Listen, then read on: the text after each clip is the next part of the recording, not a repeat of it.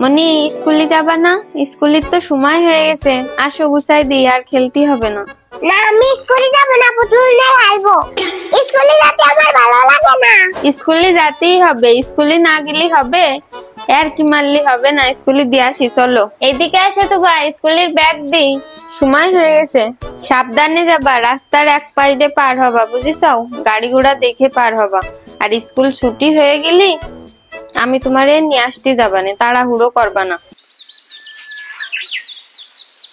তোবা স্কুলে যাচ্ছাও? সাবধানে যায় নে, রাস্তা দেখে পার হবা, ঠিক আছে?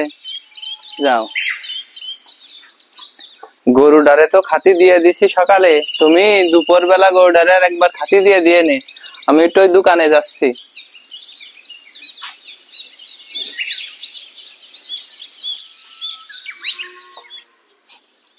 ভাবি, ভাই কোনে গেছে? মনি, তোর ভাই তো দোকানে গেছে। ও, আমি তো ভাইরে কইলাম ফোন কিনে দেওয়ার কথা, সে ফোন তো এখনো কিনে দিলে না। আর আপনারে কইলাম বাইরে কতি, আপনি কয়েছেন?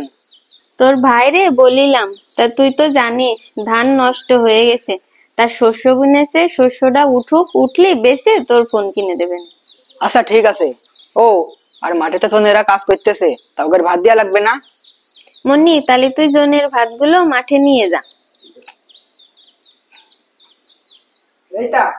হ্যাঁ মনি, তোর ভাই তো লেবু নিয়ে আইলো, আমি কাইটে মাখাই তুসছি, তুই জনে গে এর ভাত দিয়ে এসে খাইছে নে। আচ্ছা ঠিক আছে।